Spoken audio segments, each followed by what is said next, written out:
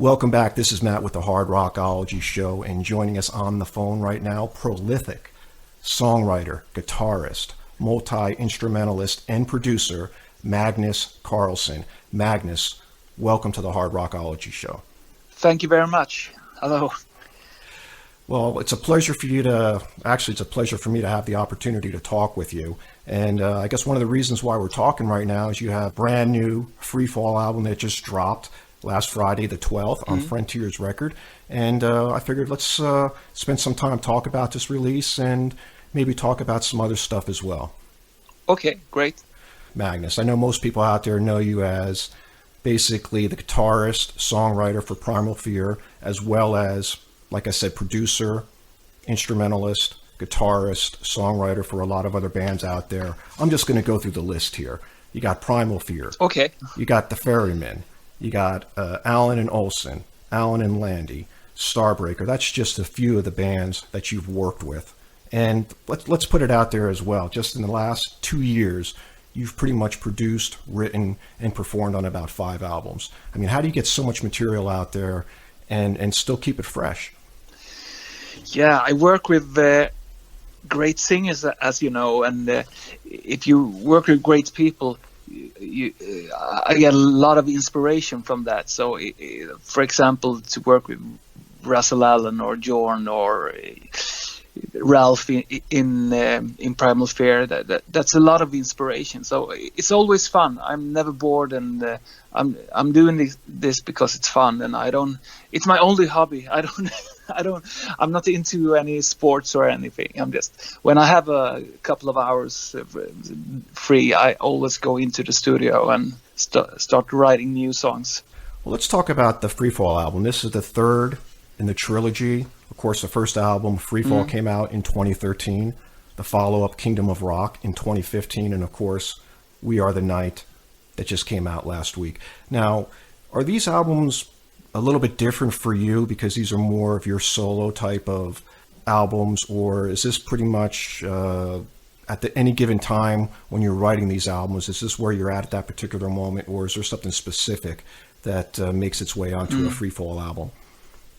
For me, I think it's harder because maybe because it's more personal to do solo album. And I remember after the first one, I said I won't do this again because it takes a lot of time, and I said the same thing after Kingdom of Rock. And so now I won't say it again because maybe I will do it again in a couple of years. You never know, but it's a lot of work, and with all the guests that it's great, but it's really a lot of work to do. Make all the arrangements so it fits all the singers and everything. But well, let's go ahead. So it's easier. It's easier to have a project when I know it's one singer, and it was actually the first plan. It was that I would sing everything on the Freefall album and maybe have 1 or 2 guests. But then my list got longer and longer, and then now it's a thing to have all these singers. Well, I'm going to say this. I actually enjoy the tracks that you sing on, and that was one of the questions I was going to ask. Are we ever going to see an album where, I know you like working with a lot of these singers. They're phenomenal singers. They're up-and-coming singers, and in some cases, legends at any particular moment at that time. But you have a great voice, and your style is uniquely you. Thank you. Thanks. So, I mean, I don't think I'm the only person that wouldn't mind hearing solo album with you vocals. Yeah, is that possibly in the works? Possibly. I don't know. Maybe it's better because I really felt now on the last one to sing after guys like Dino and Renan. It didn't feel good because even if I know I can sing like those guys. And I think one thing that maybe saves me a bit is that I have a completely different voice. It would, if I would sing like Dino, but worse, that would be awful. But now I have a completely different voice, so it works. But if I would do a solo album with just my vocals, people wouldn't compare. No, I don't think they would. So compare. Maybe it's a plan. Yeah, I don't think they would compare because, like I said, it's. And I notice, especially on the tracks that you do, where you're the vocalist yourself, it's the songs are actually somewhat different than most of the other tracks. They're a little bit more of a, I guess you could say, hard melodic rock type of sound to them. Yeah, I have my voice is a bit nice. You know, I don't have the hard voice when I sing, even if I try. So I guess the songs I sing sounds a bit more hard rock than metal. Even if I think We Are the Night, the song We Are the Night, are quite metal and progressive. But when I sing it, it sounds a bit softer. But it works. It works for me. All right, let's talk about let's talk about some of the new singers you have on this particular release. You have Dino, you have Renan, and of course you have Nora. So why don't you talk a little bit about each of those singers and the tracks that basically you wrote for them to sing on this particular album? Yeah, I did. Nora, I've followed her for quite some time, listened a lot to her band, Battle Beast. She was one of the first I asked for this album. She said she wanted to hear a song first, so I wrote Queen of Fire, and I was really spending time to make something perfect for her voice. I think she sounds like a young, angry Ann Wilson from Heart, and I really love that style. And she has so many levels when she sings. She can sound really angry and soft too. So, and she liked the song, and it came out great. I'm really happy she wanted to do it. No, I mean, it's actually one of my favorite tracks on the album, and I didn't think about it that way, but she does kind of have that angry Ann Wilson kind of sound to it. So, you know, I don't think I'll be able to listen to that track again without envisioning maybe a younger Ann Wilson singing that song. So. Yeah, maybe. All right. Well, what about Dino? Of course, Dino is the lead singer for Animal Drive and Dirty Shirley. So when you were writing some tracks for him, how exactly was... I guess the question could be is, you probably already knew the singers that were going to be on this particular album. So did you write the tracks from there, or did you write tracks in a way with these singers in mind and hope to get those singers? Yeah, I had the singer in mind when I write almost always. And I ask them, and then I write something that I think will suit the voices. And Dino, he has this kind of Bjorn or even Coverdale or some Dio in it, and so he's really perfect for my style. I love that kind of voice, and I think he's one of the best singers out there of the new ones. Or new. He's not that new, but he's younger than Bjorn. I mean that's a good comparison between the two singers. He does sound a lot like Bjorn, and he does have a little Coverdale mixed in there as well, which I know Coverdale is one of your favorite singers, and Dio as well. So I could definitely see where you hear that in his vocals, and it does come across on the tracks. I mean, a great selection for the opening track on the album, Hold Your Fire, which is one of my favorite songs on the album. I think it kicks off the album really well. So, anything interesting about that particular track when you were putting it together? Yeah, when I wrote that one, it was really...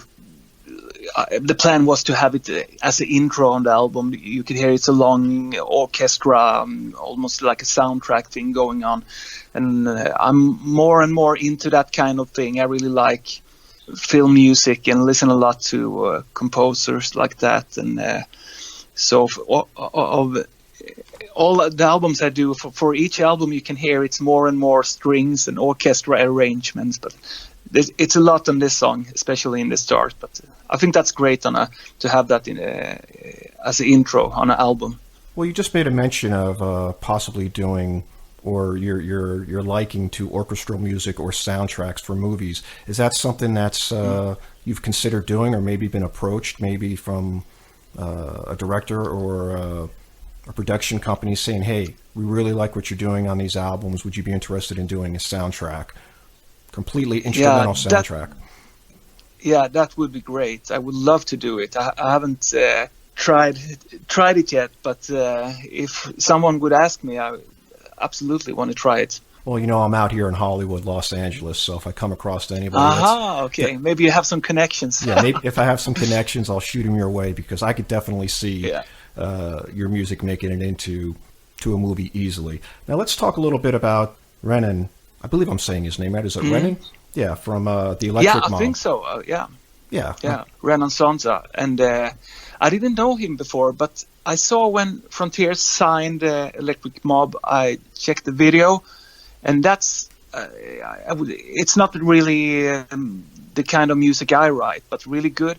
But when I heard his voice, I really thought this is super, and it would be great for. I could write something really cool for a voice like that.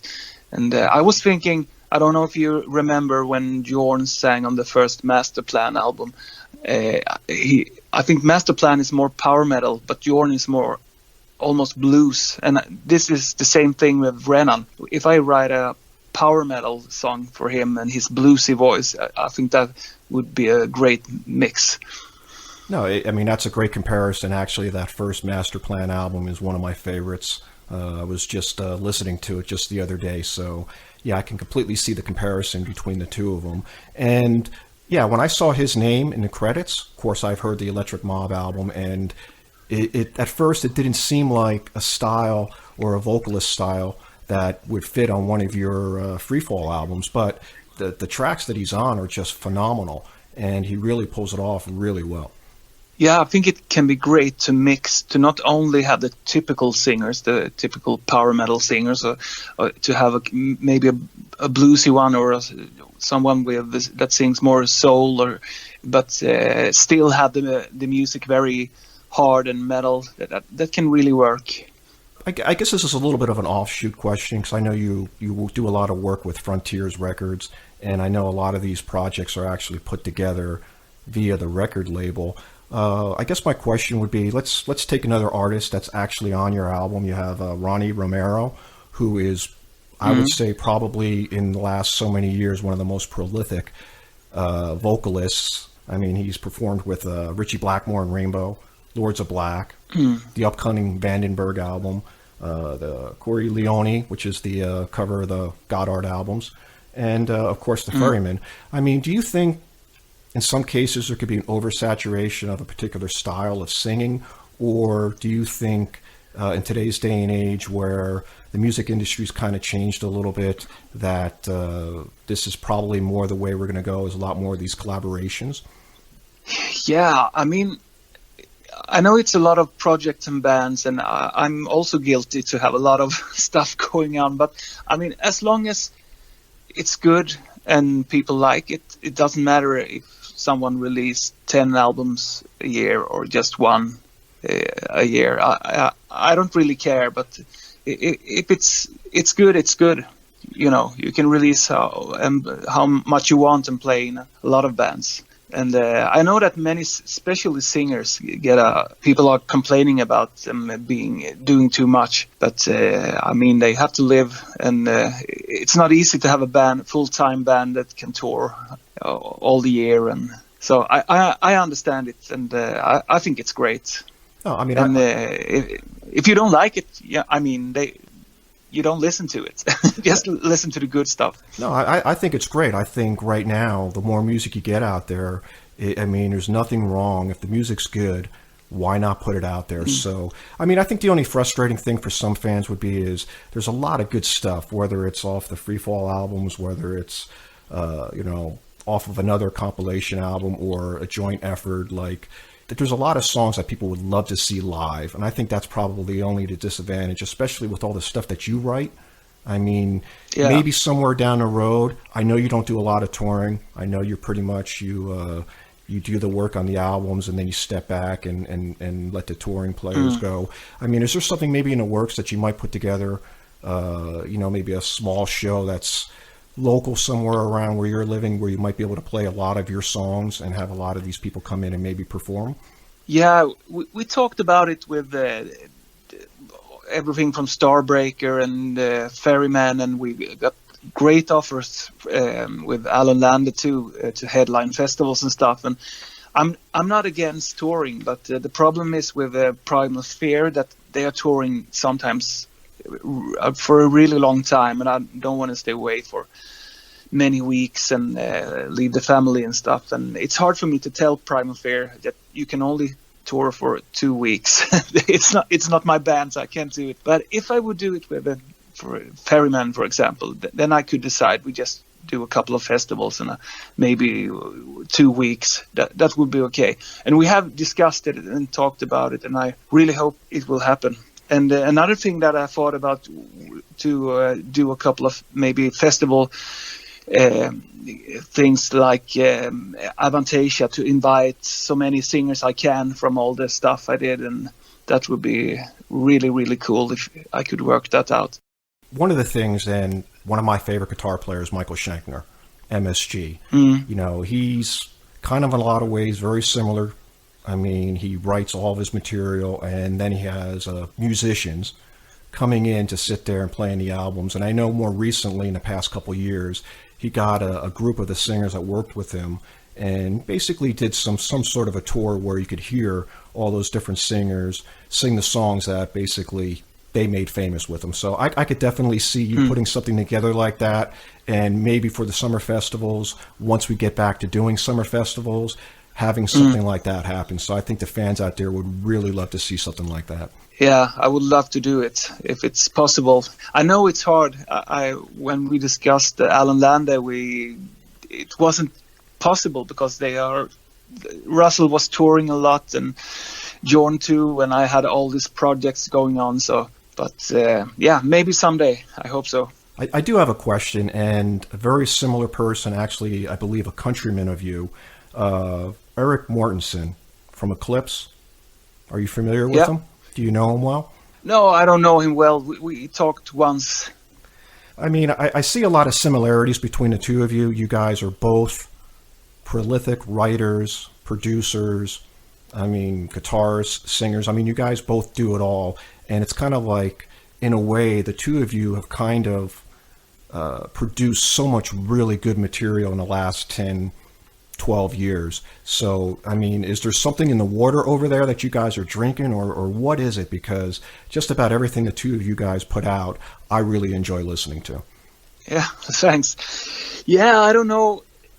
There's a lot of music in Sweden, and we have really good music schools. I was in a music school myself, and now I teach guitar in a music school, and I have a lot of kids that want to be guitar players and producers. So it could be maybe that. And we had, I think that Europe, the band Europe, and also Yngwie Malmsteen and some other bands made a lot of kids who started to play that kind of music when I was, you know, in my when I was teenager.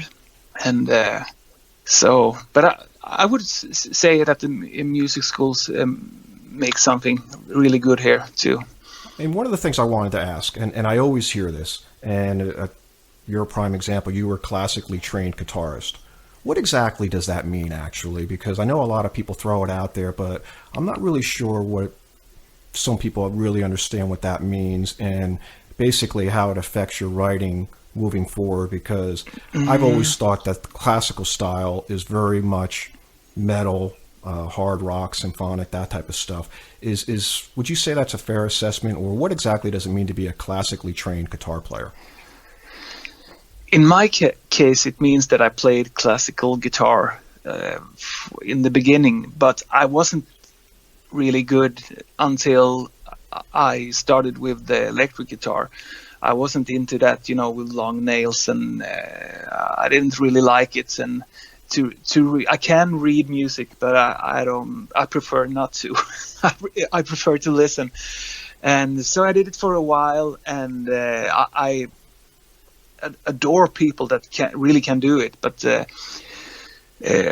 for me, I started to practice a lot when I got into the rock and electric guitar and discovered Steve Vai and those guys. I was going to say, your choice of guitar is Steve Vai, guitarist for Deep Purple right now, Morrison. I mean, it's a fairly unique... Yeah, it's a unique style. I mean, it's a little bit different than, let's say, a Blackmore or a Schenkner, or, I don't know, maybe a Vandenberg or maybe a John Sykes. Is it just that particular style of playing that you prefer? I think I played a lot of fusion and jazz and that kind of stuff, and also bluegrass and folk music. And then Steve Morse, for example, he's a perfect guitar player because he can handle all this kind of style. He mixes it with rock and hard rock. He mixes bluegrass and jazz, and I always like that. Even if I don't play a lot of jazz in my own stuff now, but I take a lot of inspiration from it. And the same with Steve Vai. It's more, it's some kind of fusion, jazz fusion in it that I really like, and but I also like the more normal hard rock guitar players too. Yeah, I mean, you're in a lot of ways you're like the Richie Kotzen. I guess over here would be the equivalent of what you're saying, because he's great too. Yeah, he's a great guitar player as well, and when I hear you saying that, that's exactly the style of music that he's playing. So no, I completely understand, and I mean, and I see that you do work it in to some of your music and all that, and it adds, I guess, a layer or a texture there that some other people may not be putting into their music. So I think that's what makes a lot of what you write fairly unique, because I think when you're writing something and producing it and playing it, I think people know that this is your stuff, this is your music.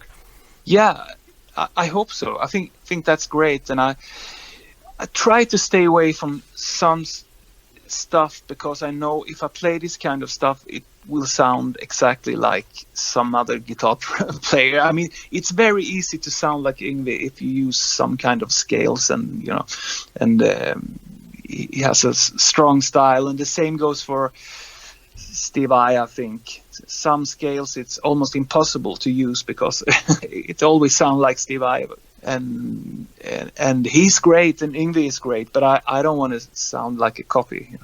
No, I completely understand. And one of the tracks I want to bring up on your album, We Are the Night, it's actually the instrumental, On My Way Back to Earth.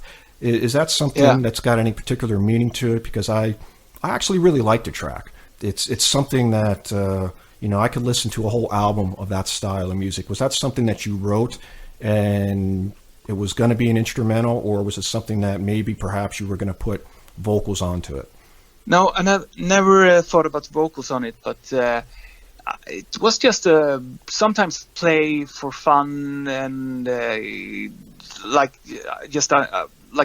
practiced with some the theme, and then I made an instrumental, and I thought, hey, we could use this as a bonus for Japan or something. And then my drummer Anders Kjellefors, he said, oh no, can't we have it on the album here in Europe? And I don't know, I don't think Frontiers like too much instrumental stuff, but I asked them, and then say, wow, it's great, let's have it. And yeah, now I'm very glad that I have it on the album, because there's a lot of people that likes it, and I like it too.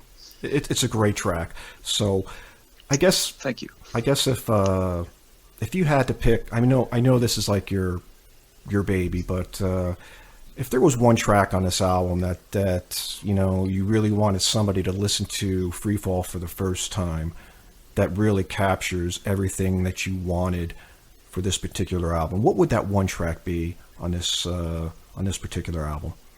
Yeah, I'm glad that you didn't say my favorite track. It's a track that if I want to introduce someone to the album, then I could choose Hold Your Fire. I think would be cool. But I won't say it's a favorite, because that's too hard. Oh, no, I completely understand. I mean, I would never ask somebody what their favorite track is. It's just, in years past, there was always that one track on an album that perhaps they named the album after, and it just basically sets the stage for the whole rest of the album. So I guess more or less that was kind of like the question. I guess you answered it. It's Hold Your Fire, which I would have to agree. If I was going to sit there and say, hey, you want to listen to this one track, listen to this one. Yeah, I always try to put a track like that in the beginning of an album. So if you only listen to that one, you can, okay, I think I will like it, or I don't think I will like it. So you don't have to listen to the whole album. If you hear the first track, you know what you will get. I do have a couple more questions. First off, I want to say I really enjoyed the Alan Olsen album earlier this year. I thought that was a great dueling album between the two vocal styles there. Was that something that they approached you to say, hey, look, we have these two phenomenal singers, let's put them together? Or was that something that you said, hey, I got this idea, why don't we do something? Because in a way, if you listen to the album, at least to me, it's kind of like you have you have Alan's voices and he's singing something and she's nowhere to be found on that track, and then she'll come in with another track. It's kind of like back and forth, and I really like the way it worked in there. So can you tell me a little bit more about that particular album? Yeah, we talked about doing something with Russell, and I said everyone will expect Jorn because we did before, and if we will do something different, I don't want to have someone similar to Jorn. I want to do something completely different, and a female singer would be great. And then we talked about some different singers, and we came up, I don't remember who it was, maybe it was Serafino who came up with Annette, and I thought it was great. And actually she lives pretty close to me, so just an hour away, but I don't know her, but then we talked, and she's very nice and a great singer. And I like the contrast between the voices. She's really soft, almost like a pop voice, but it works great for metal. And then we have Russell, and so yeah, I wasn't sure how it would be in the end, but it came out great. And especially the duets, if I would do it again, maybe I would do more duets, so they sing more together. No, I mean, I kind of like the way it worked. It was kind of like, in a way, you have his perspective of what's going on, and then you may have her perspective, and then you have the duet song kind of like in between. So I was just drawn to it, and it worked for me. And I love her vocals, I love his vocals, and I just thought it was a perfect mix between the two. Do you know if maybe somewhere down the road, is there a possibility of another one of those albums coming out, or it's too far down the road to say? We haven't talked about it yet, but I can probably I think because I think there was a lot of people liking it, so it's absolutely possible. And one thing is that even if Alan Landy was successful, there was people that said, I don't hear the difference when they sing at the same time, who is who. But that wasn't the problem with Alan Olsen. You really hear the difference between them. No, a great album. And I know the brand new album just came out last week, but people need to know, is there another Primal Fear album down the road? Is there anything else that you're working on that you're excited about that you want to share with the audience right now? Yeah, Primal Fear is already done, and I'm not 100% sure, but it's coming out this summer, and we have already one single out and a video coming this week, I think, or next week. So you don't have to wait long for the next Primal Fear. Metal Commando is the name. And then I'm working on a metal opera with only female singers. As I said, I'm really into the orchestra stuff, and I don't have a deal with a movie yet. So I suggested to Frontiers if I could write a metal opera, and then I don't have to do the normal songs. I can do 10-minute songs with long parts with orchestra and stuff, and they thought it was a great idea. So that's what I'm working on now. Any word on the female vocalist that may be working on this particular project, or is that going to be kept a secret? Yeah, I keep that a secret. All right, but do you already? I already talked to them, and I think it's going to be 7 different singers. With some is classical sounding, and some are more rock sounding, metal sounding. So it's a great mix. Well, we're looking forward to it, and a great tease. I think if anything, you could definitely be,